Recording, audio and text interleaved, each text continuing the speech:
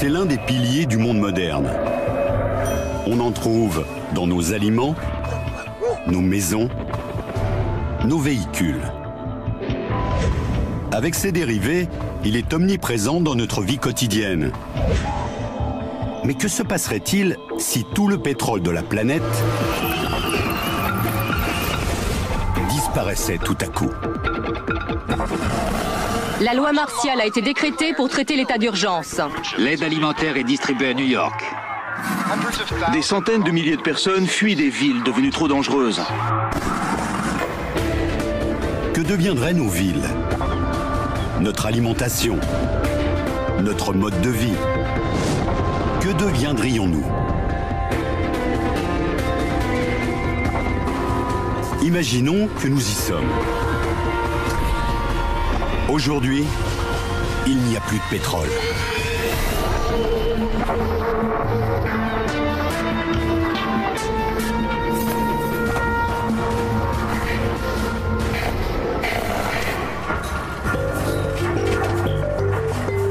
Le pétrole. Depuis 150 ans, il est extrait du sous-sol. Il fournit des carburants économiques et polyvalents qui ont rendu possible le développement de nos sociétés modernes. En Californie, les champs pétrolifères de Kern River contiennent plus d'1 demi-milliard de barils. À eux seuls, ils peuvent couvrir les besoins des États-Unis pendant 4 semaines. Mais toutes les réserves enfouies vont soudain disparaître. Et la même chose va se produire partout dans le monde. De l'Arabie Saoudite à la mer du Nord, en passant par les sables bitumineux de l'Alberta au Canada. Le pétrole qui fait rouler nos voitures, voler nos avions et fournit l'énergie à nos usines, tout le pétrole enfoui sous terre est sur le point de disparaître.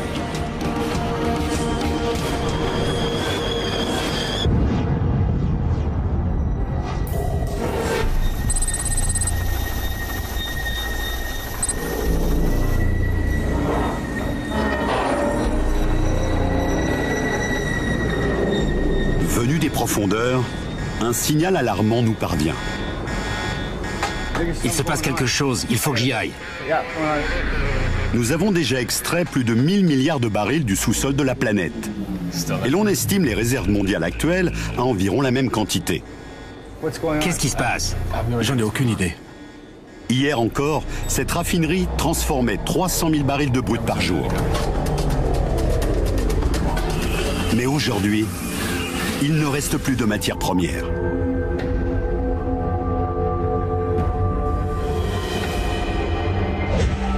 La crise annoncée par de nombreux experts est à présent une réalité.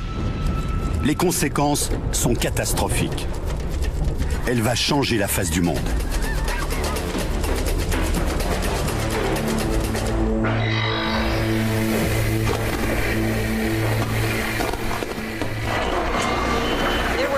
Les réserves mondiales étaient estimées à 1000 milliards de barils. Mais les scientifiques nous confirment à présent qu'il n'en reste plus rien.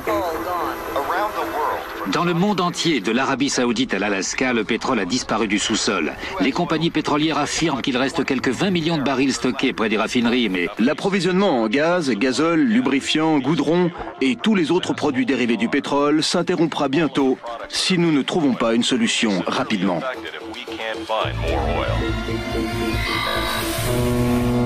Sur les océans, les tankers transportent encore du brut. Actuellement, ils sont quelques milliers en service, avec des millions de barils à leur bord. Les pays producteurs, comme l'Arabie Saoudite ou la Russie, exigent que leurs navires pétroliers rebroussent chemin.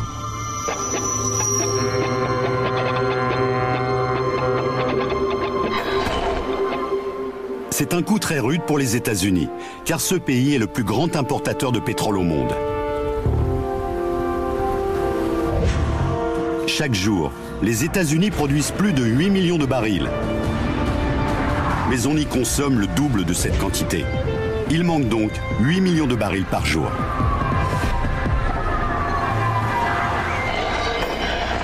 les files d'attente devant les stations-service sont interminables. On doit patienter entre 2 et 3 heures.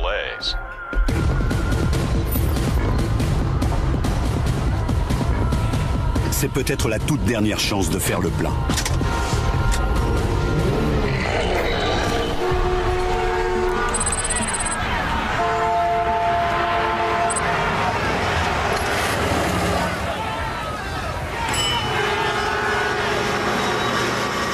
Durant l'embargo pétrolier de 1973, la réduction des importations avait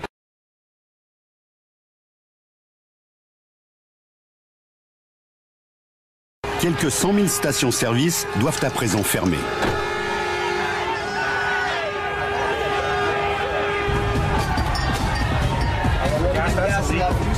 Et la situation est similaire dans presque tous les pays.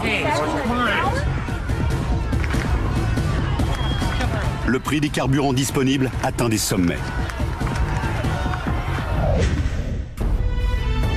Certains pays disposent encore de quelques réserves.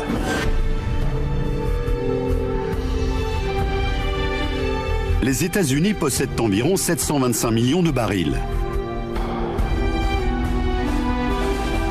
Pour protéger ces stocks précieux, le gouvernement prend des mesures radicales. Les avions, les trains, les bateaux, tous ont besoin de carburant issu du pétrole. Seuls les moyens de transport les plus vitaux sont encore en service. Les trains ne circulent plus. Les avions sont cloués au sol.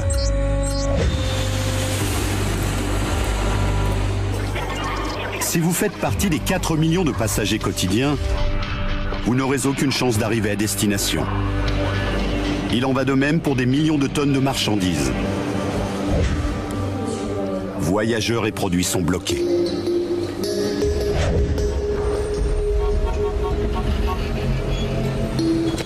Les conséquences sur l'économie sont catastrophiques. Un vent de panique semblable à celui qui a suivi les attentats du 11 septembre force le gouvernement à suspendre l'activité des marchés. Des réserves de pétrole valant des milliards d'euros se retrouvent bloquées.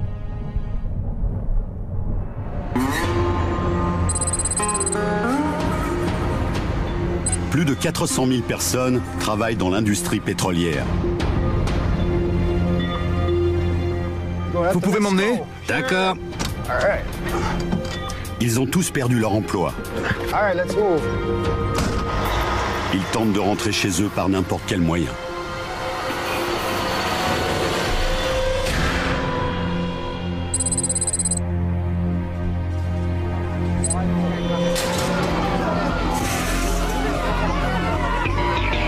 Les incertitudes qui pèsent sur l'avenir sont telles qu'elles entraînent la fermeture de milliers d'entreprises. Des millions de personnes se retrouvent au chômage.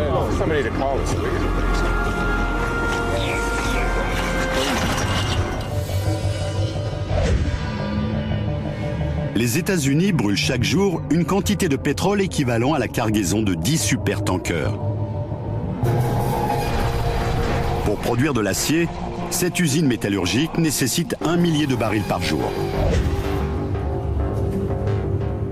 Mais à présent, il n'y a plus de quoi chauffer les hauts fourneaux et plus de matières premières pour produire l'acier.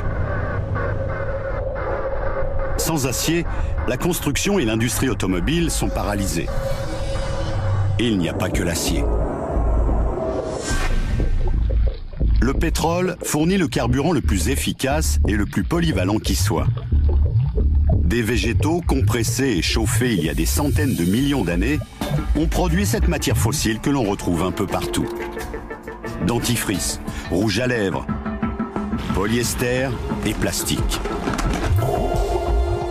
À présent, il faudra s'en passer.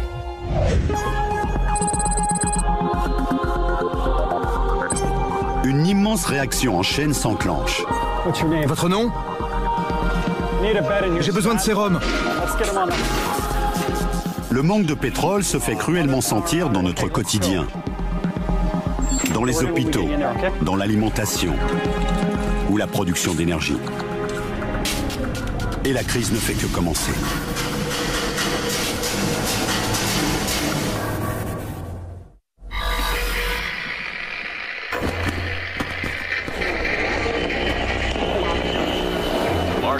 La loi martiale a été décrétée. L'armée patrouille dans les centres-villes de Washington et de Los Angeles. Réunis à Strasbourg, les dirigeants européens décident d'envoyer 100 millions de barils au Royaume-Uni. Les bourses du monde entier, de Tokyo à New York, restent fermées. Le chômage touche 30% de la population active. Il n'y a plus de pétrole depuis seulement 5 jours. Et sur toute la planète, nos besoins les plus essentiels en sont affectés.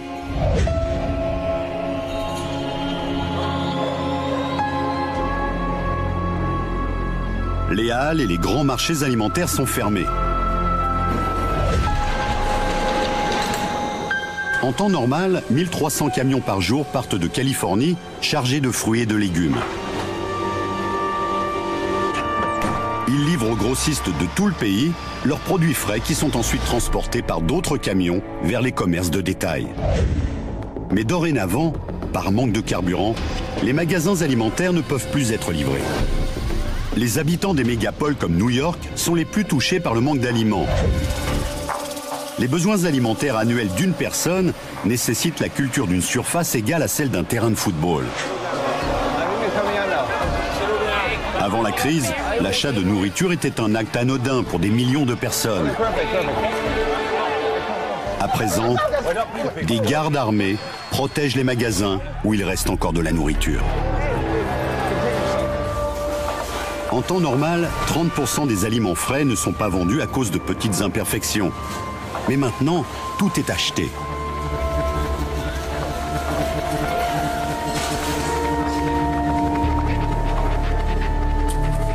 Avant, un quart des aliments consommés dans le pays étaient importés.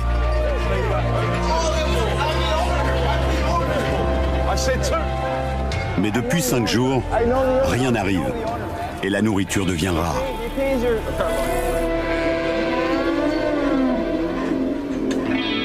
Le bétail souffre lui aussi de la faim. Une vache adulte mange 45 kg de fourrage par jour. 3,5 kg pour un porc. Mais à présent, les aliments n'arrivent plus.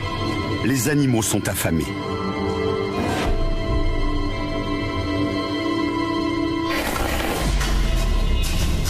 Notre approvisionnement en énergie devient très précaire. Pour produire l'électricité, le charbon est roi. Dans le monde, 40% de l'électricité est produite par des centrales thermiques brûlant du charbon. Cette centrale, en Angleterre, consomme du charbon en provenance de lieux aussi éloignés que les États-Unis. Et le charbon est transporté par train. Chaque wagon contient de quoi produire toute l'énergie consommée par une petite ville en une journée. Or, maintenant, sans pétrole, les trains ne roulent plus. Les coupures d'électricité se multiplient dans toute l'Amérique du Nord. Mais de tous les États, la Floride est particulièrement touchée. Plus qu'ailleurs, l'électricité y est produite par des centrales brûlant directement du pétrole.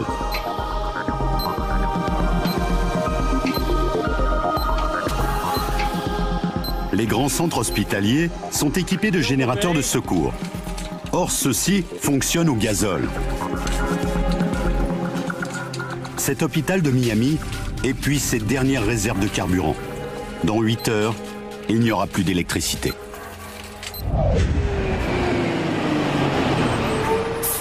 Les nuits obscures sont propices à la délinquance.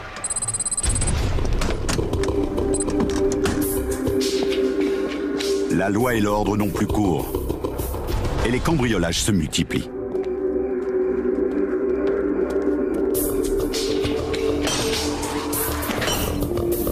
La population est désespérée et les pillards emportent tout ce qu'ils trouvent. Et pas seulement la nourriture.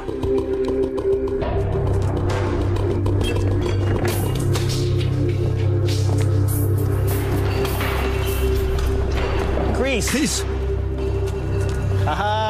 du diesel.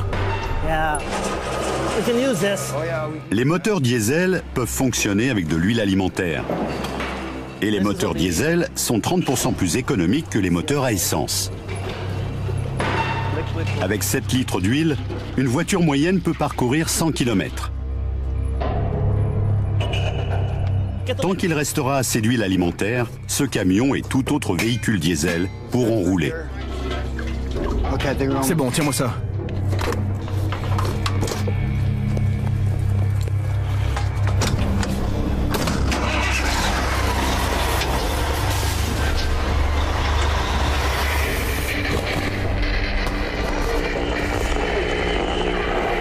Les aéroports et les voies de chemin de fer de l'Union européenne sont sous le contrôle de l'armée. Le carburant est réservé aux convois alimentaires qui vont approvisionner les zones les plus touchées. La Maison-Blanche affirme que les stocks de pétrole sont descendus à 500 millions de barils. Selon les experts, ils seront épuisés avant la fin de l'année.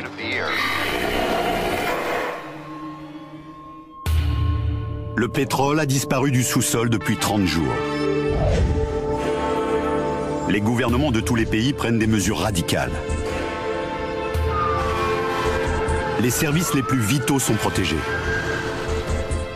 Les dernières réserves de pétrole sont transformées en carburant pour les trains. Le charbon peut de nouveau parvenir aux centrales thermiques. Dans certains pays, la distribution d'électricité reprend au compte-gouttes. Mais en Amérique du Nord, l'électricité est dispensée à travers des réseaux isolés. Elle ne peut passer d'un réseau à l'autre. En Floride, où l'électricité est produite directement à partir du pétrole, la plupart des villes sont encore plongées dans l'obscurité.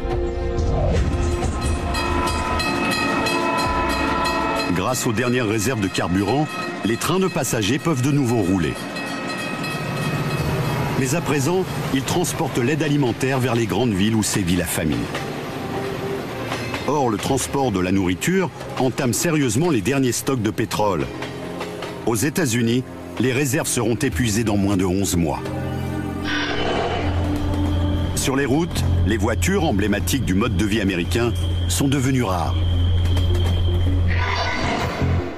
235 millions de voitures roulent à l'essence aux États-Unis.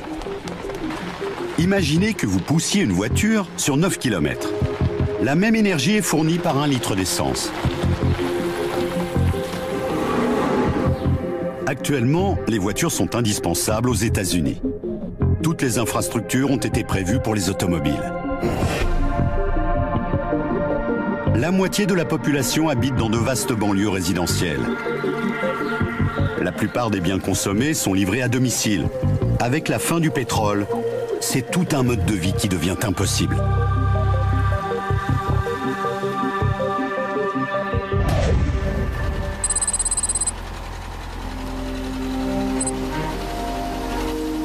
Trouver un moyen de faire rouler les automobiles devient un besoin vital.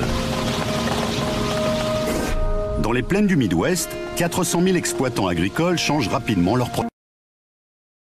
Au lieu de fruits ou de légumes, ces champs sont à présent couverts de soja. L'huile extraite de cette plante servira de carburant au moteur diesel.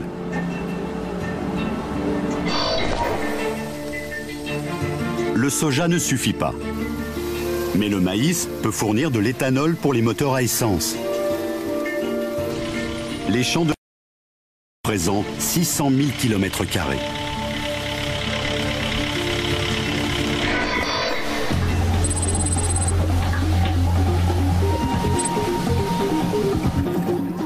L'éthanol est une solution qui a fait ses preuves. Au Brésil, les voitures roulent toujours, même sans pétrole. Ici, depuis des années, les moteurs fonctionnent à l'éthanol extrait de la canne à sucre. Dans ce domaine, l'Amérique du Nord a pris du retard. Mais il subsiste un espoir que la fin du pétrole n'implique pas la fin des voitures.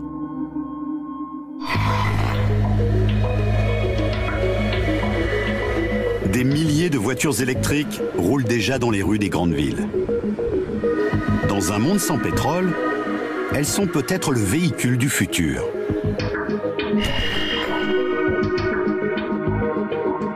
Or, pour atteindre ce futur, le monde doit d'abord traverser un hiver qui s'annonce sombre et dangereux.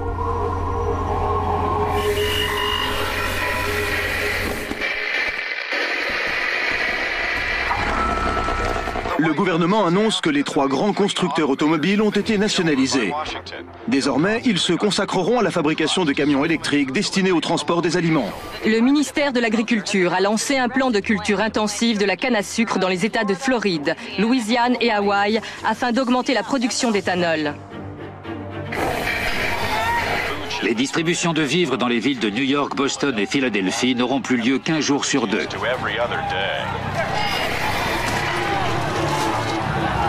Il n'y a plus de pétrole depuis 5 mois. Dans les grandes villes des États-Unis, la nourriture manque cruellement.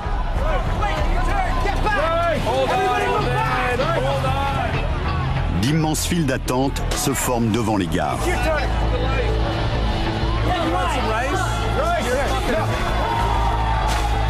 Le lait en poudre et le riz ont remplacé les produits frais.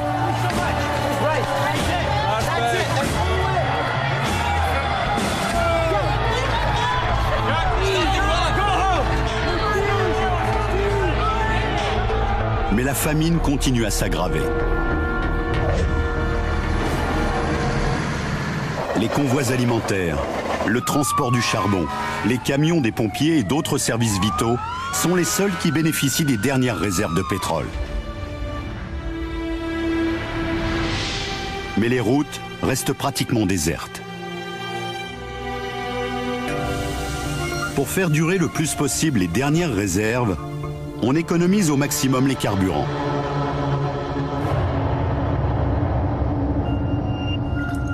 Mais si des solutions alternatives à grande échelle ne sont pas mises en place, dans quelques mois, le transport des aliments deviendra impossible.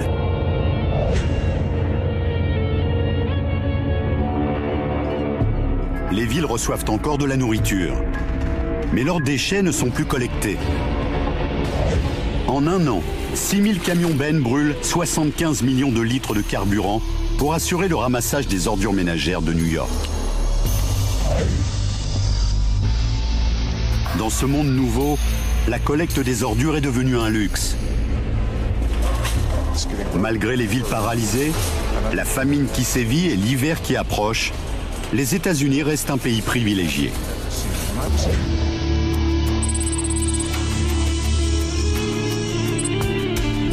À 10 000 km de là, c'est un désastre économique. 90% des revenus de l'Arabie Saoudite provenaient du pétrole. À présent, l'économie du pays s'est effondrée.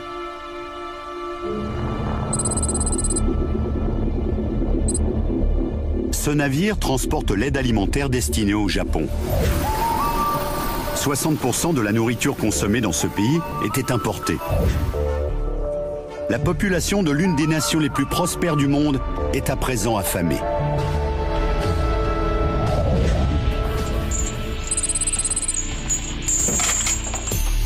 Pour pallier le manque de carburant, certains tentent de trouver des solutions de remplacement.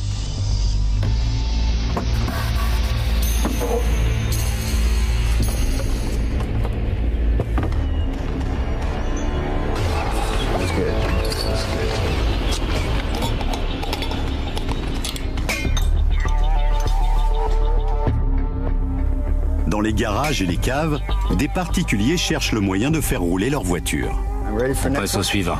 Voilà. On s'improvise chimiste et l'on mélange du méthanol, de la soude et d'autres produits récupérés. On distille du biocarburant maison.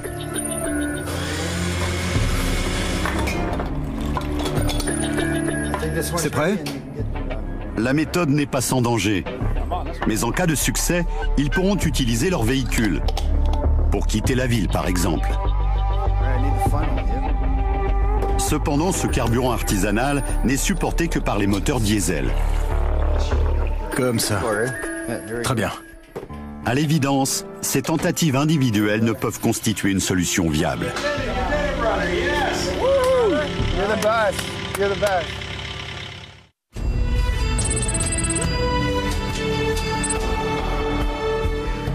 La production de biocarburants à grande échelle rencontre de sérieuses difficultés. Aux États-Unis, grâce à la culture intensive du soja, les récoltes ont doublé par rapport à l'année dernière. Elles ont permis de produire près de 2 milliards de litres de biocarburants diesel, ce qui couvre à peine 1% des besoins annuels du pays. Et il n'y aura plus de biocarburants disponibles avant la prochaine récolte. Le maïs, destiné à la production d'éthanol, subit les mêmes contraintes saisonnières. Durant les 5 derniers mois, on a produit dans le monde plus de maïs que jamais auparavant. Mais les gouvernements doivent faire face à un cruel dilemme. Les prochaines récoltes devront-elles servir à produire du carburant ou être transformées en aliments?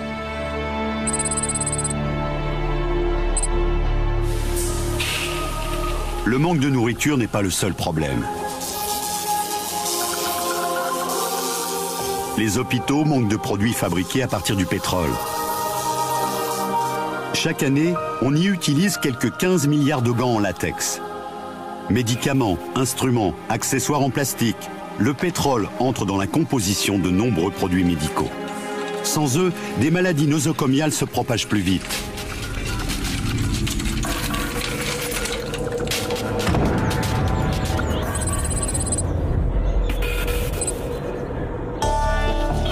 Malgré le manque de services médicaux, certains parviennent encore à survivre dans les villes où les guettent de nombreux dangers.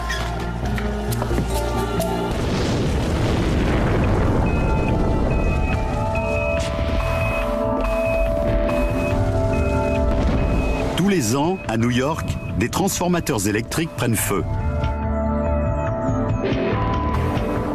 Or, ce qui n'était qu'un incident naguère peut à présent devenir un désastre.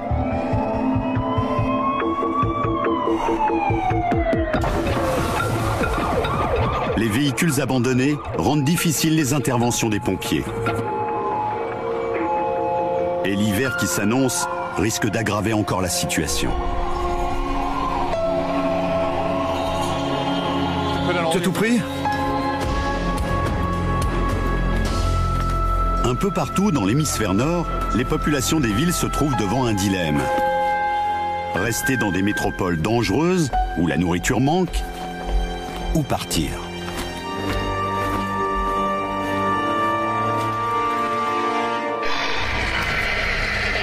L'exode se poursuit. Dans tout le pays, les villes se vident. Par les transports publics d'urgence, à pied ou par n'importe quel autre moyen, ils ont décidé de partir. Avec des températures qui baissent encore, des centaines de milliers de gens quittent New York, Chicago, Détroit pour des destinations variées. En Europe, ils tentent de gagner l'Espagne, la Grèce ou le sud de la France, qui se retrouvent envahis par une foule de réfugiés fuyant le froid.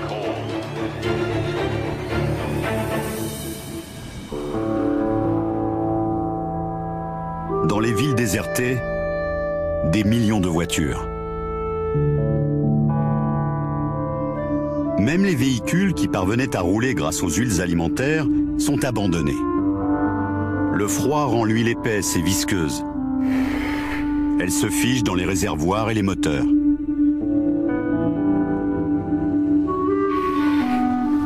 Vidées de leurs habitants, sans carburant, sans nourriture, les villes du Nord deviennent des îles de béton et de verre, coupées du reste du monde par la neige.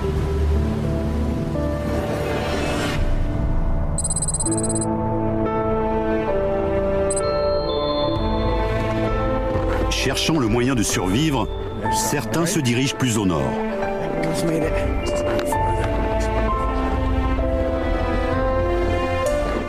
Ils emportent avec eux tout ce qu'ils peuvent. Il n'y en a pas beaucoup. Denrées non périssables et conserves leur permettront peut-être de tenir jusqu'au printemps. Mais ils devront se montrer très économes. Le gibier est un complément apprécié.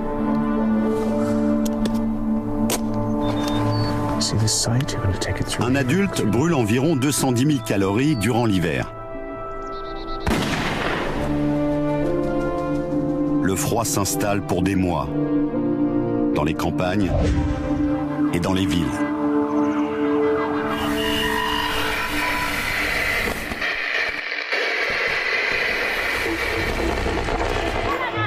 Cette famine est plus terrible que celle des années 1980 qui avait causé 1 million de morts. Les experts prédisent même qu'elle provoquera jusqu'à 20 millions de morts. Le gouvernement affirme que les dernières réserves de pétrole sont tombées à moins de 250 millions de barils. 2 des 4 lieux de stockage sont désormais fermés. Le pétrole a disparu depuis 1 an. Les marchandises ne traversent plus les océans.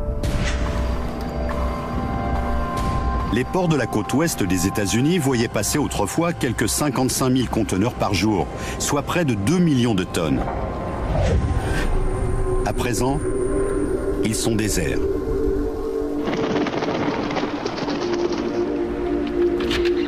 La situation est similaire dans le monde entier. Les ports sont fermés, de la Russie au Japon. Le commerce international a pratiquement disparu. Les voitures à essence, désormais inutilisables, sont le symbole d'une époque révolue. Les armées du monde ont perdu de leur puissance. Aux États-Unis, l'armée était naguère l'entité qui consommait le plus de carburant, avec une facture de 150 milliards d'euros par an. Aujourd'hui, de nombreux tanks et avions sont mis au rebut. Leur utilisation coûterait tout simplement trop cher.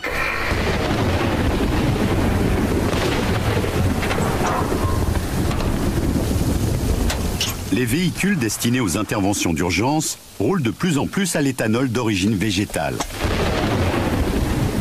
Leurs moteurs n'ont pas besoin d'être modifiés pour supporter l'éthanol. L'adjonction d'un simple boîtier convertisseur suffit.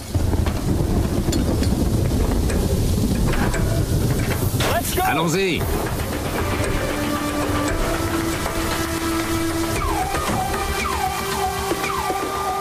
Mais l'éthanol ne constitue pas la solution idéale au niveau planétaire.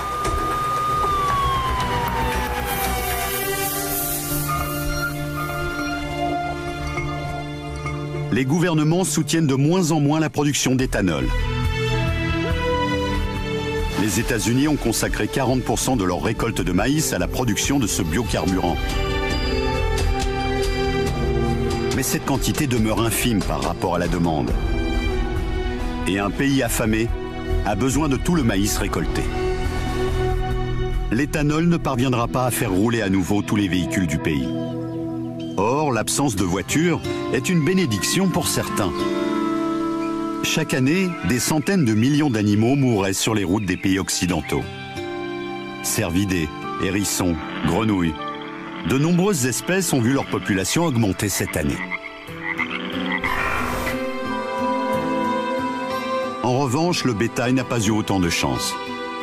Le manque de carburant a interdit l'approvisionnement en fourrage et les animaux ont été livrés à leur sort. Des millions de vaches, de volailles et de cochons sont morts.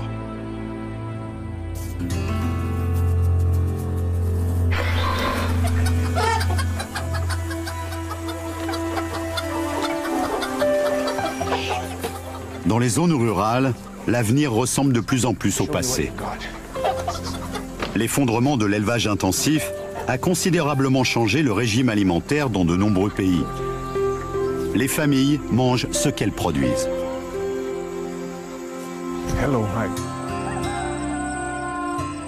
Un peu partout, la production d'aliments devient essentiellement locale. Les fermes urbaines se multiplient. Dans les banlieues, chacun possède un potager.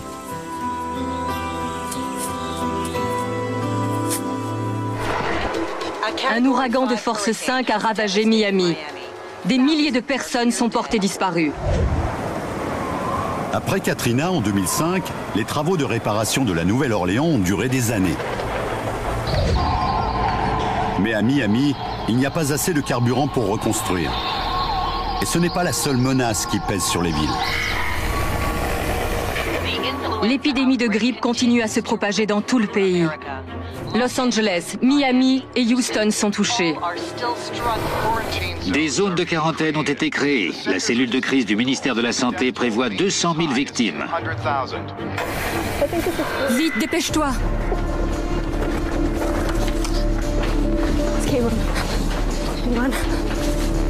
Les hôpitaux sont plus difficiles d'accès, alors qu'ils sont plus nécessaires que jamais. Des particuliers ont parfois gardé un peu d'essence pour ce genre d'urgence. Hélas, leur prudence s'avère être un mauvais calcul. Les additifs contenus dans le précieux carburant l'ont dégradé. Après un an de stockage, l'essence devient inutilisable. Qu'est-ce qui se passe? Cours! Au niveau mondial, les échanges internationaux se raréfient.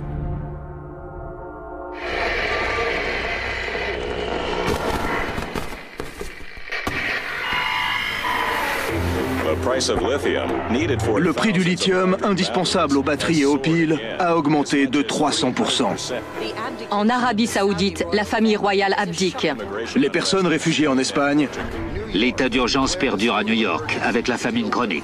C'est l'exode le plus important que l'on ait jamais vu.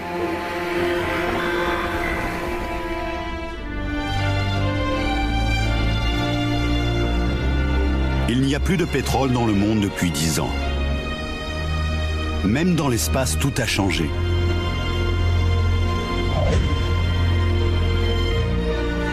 Nous n'avons plus assez de carburant pour envoyer des fusées dans l'espace. Les quelques 200 satellites indispensables aux communications internationales ne sont plus remplacés.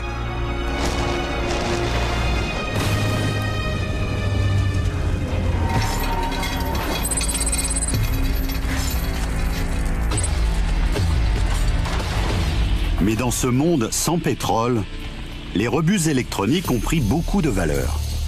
Regarde, papa. Il y en a d'autres. Les appareils contiennent des matériaux de valeur. Une tonne de téléphone portable contient plus de 275 grammes d'or, près de 135 kilos de cuivre et plus de 2,5 kg d'argent. Et ces métaux sont d'autant plus précieux qu'il est devenu quasi impossible de les importer. Il y en a plus là-dessus.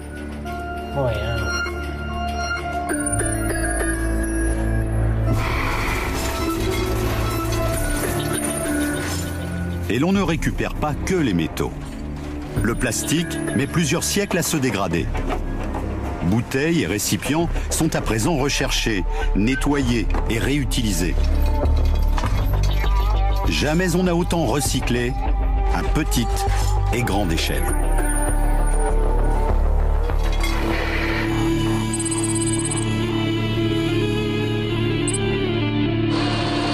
Sur un bateau, on peut recycler environ 90% des matériaux.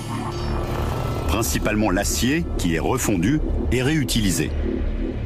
Les chantiers de démolition se multiplient. Tous les bateaux ne sont pas concernés.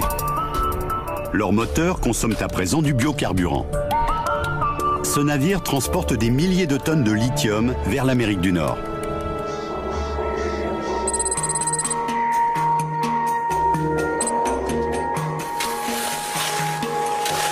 La moitié des réserves mondiales de lithium se trouvent en Bolivie, dans un désert de sel. Le lithium est le principal composant permettant de fabriquer les batteries les plus efficaces.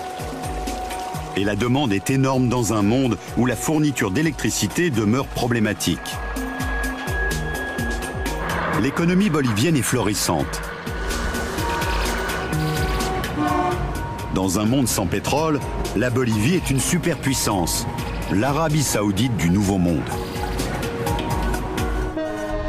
Mais pour le moment, on ne produit pas assez de biocarburant pour que le commerce international puisse redevenir ce qu'il était.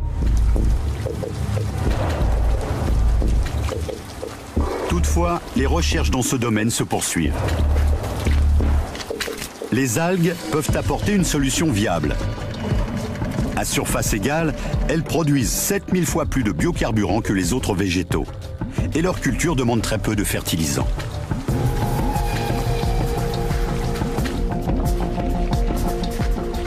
10 ans après la fin du pétrole, 38 milliards de litres de biocarburants sont issus de la culture des algues.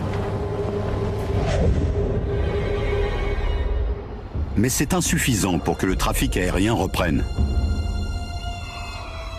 Le coût des vols commerciaux, pour les marchandises ou les passagers, est encore beaucoup trop élevé.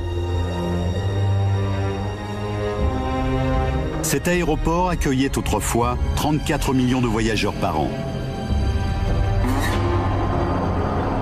C'est un autre moyen de transport qui achemine des produits indispensables vers les hôpitaux du monde entier. Près de 2 millions de camions roulent à nouveau. Ils livrent aux hôpitaux des gants de caoutchouc, des seringues et cathéters, tous fabriqués à partir de gaz naturel. Grâce à eux, les hôpitaux sont plus propres, plus sûrs. Et les populations urbaines renouent avec leurs services médicaux. À l'intérieur et à l'extérieur, les foyers modernes ont beaucoup changé. Le taux de mortalité redescend peu à peu. Mais les communautés se sont disloquées. De nombreuses familles ont perdu des êtres chers.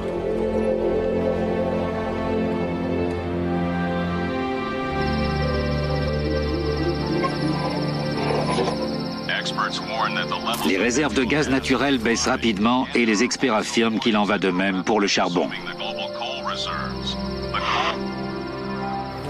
C'est mieux. Il n'y a plus de pétrole depuis 10 ans. Et le monde lutte toujours pour trouver un nouvel équilibre. Le manque de pétrole continue à modifier nos sociétés.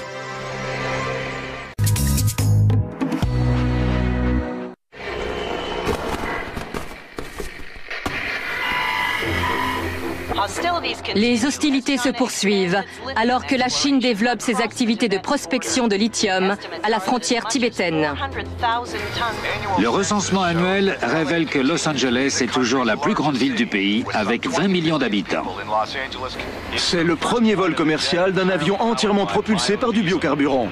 La compagnie annonce qu'elle prévoit 6 vols transatlantiques par an.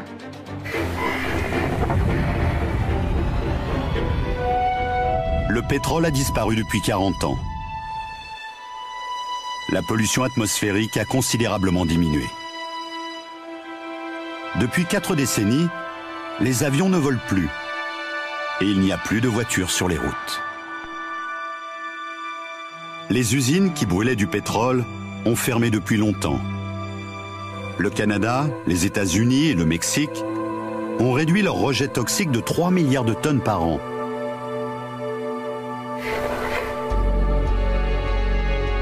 Aux États-Unis, quelques grandes villes du Nord se sont repeuplées. Les rues et les immeubles endommagés ont été transformés.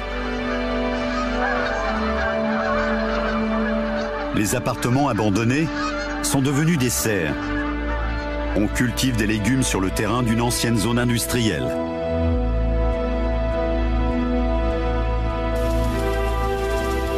À présent, les parkings de la ville sont transformés en potagers.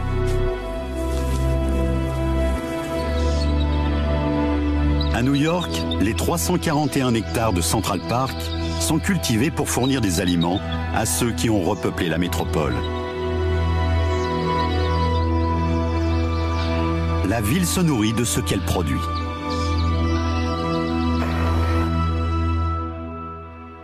Dans les banlieues, les livraisons à domicile n'existent plus depuis longtemps. Les magasins sont à l'abandon. L'essence a complètement disparu. Les réserves de pétrole également.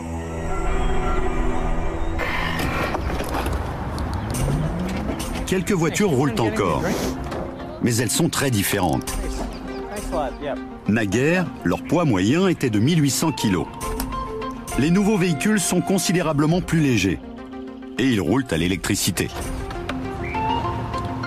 Le châssis et le moteur sont faits de matériaux plus légers, tels que la fibre de carbone.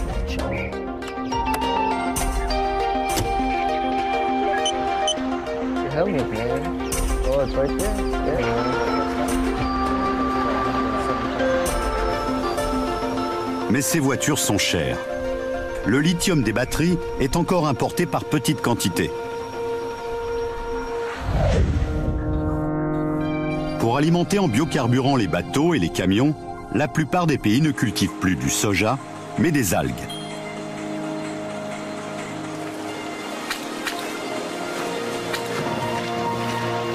En Amérique du Nord, on a mis en place d'énormes bioréacteurs. Sur 39 000 km², on cultive les algues qui produisent assez de biocarburant pour couvrir les besoins du pays. Une fois extrait des algues, le biocarburant est acheminé à travers le réseau de pipeline qui servait autrefois à transporter le pétrole. C'est l'électricité qui fournit l'essentiel de l'énergie au transport de passagers. Les réseaux ferrés électriques se sont considérablement développés.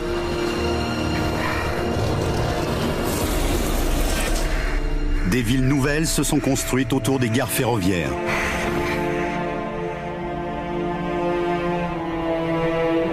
Certaines métropoles sont devenues des villes fantômes.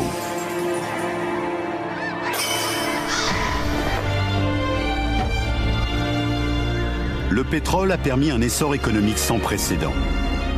Grâce à lui, en un siècle et demi seulement, la population mondiale a doublé, puis triplé. La production agricole a explosé, de même que les échanges internationaux. Sans le pétrole, le monde a connu de profonds changements. Les villes, l'atmosphère, les routes ne ressemblent plus à ce qu'elles étaient. Un seul élément vous manque et tout s'effondre.